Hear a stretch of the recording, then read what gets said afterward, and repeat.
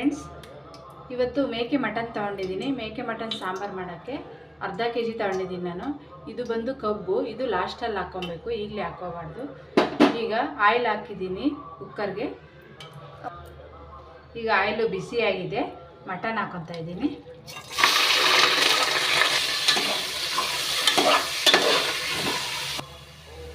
ಸ್ವಲ್ಪ ಉಪ್ಪು ಹಾಕ್ಕೊಬೇಕು. ಉಪ್ಪು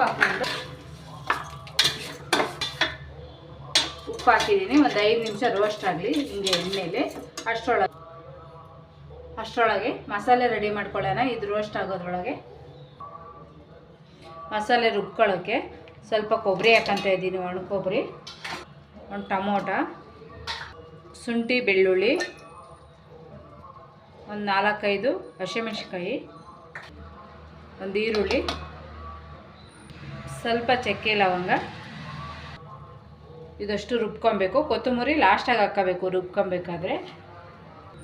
ಈಗ ಇಷ್ಟು ಐಟಮ್ ಹಾಕ್ಕೊಂಡಿದ್ದೀನಿ. ಇದೆಲ್ಲ ಒಂದು ರೌಂಡ್ ರುಬ್ಕೊಂಡಾದ್ಮೇಲೆ ಲಾಸ್ಟಲ್ಲಿ ಕೊತ್ತಂಬರಿ ಹಾಕ್ಕೊಂಡು ಒಂದು 2 ರೌಂಡು ರುಬ್ಕೊಬೇಕು. ಇದು ಮಸಾಲೆ ಖಾರ ಹಂಗೆ ಹಾಕಿ ಕಲಸಿ ಇಟ್ಕೋಬೋದು. ಈಗ ಖಾರ ಎಲ್ಲ ರುಬ್ಕೊಂಡಿದ್ದೀವಿ. ಲಾಸ್ಟಲ್ಲಿ ಕೊತ್ತಂಬರಿ ಹಾಕ್ಕೊತಾ ಇದ್ದೀನಿ. ಟೇಸ್ಟ್ ಚೆನ್ನಾಗಿರುತ್ತೆ ಲಾಸ್ಟಲ್ಲಿ ಹಾಕೊಂಡ್ರೆ. ಇದು ಮಸಾಲೆ ಹಾಕ್ಕೊತಾ ಇದ್ದೀನಿ, ಸ್ವಲ್ಪ ಖಾರದ ಪುಡಿ. ಈಗ ಒಂದು ರೌಂಡ್ ರುಬ್ಕೋಬೇಕು.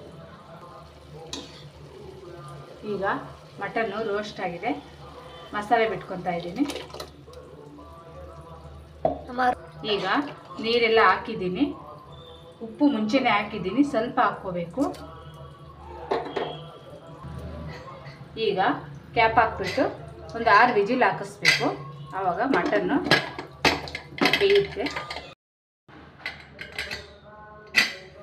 ಈಗ ಸಾಂಬಾರು ರೆಡಿಯಾಗಿದೆ.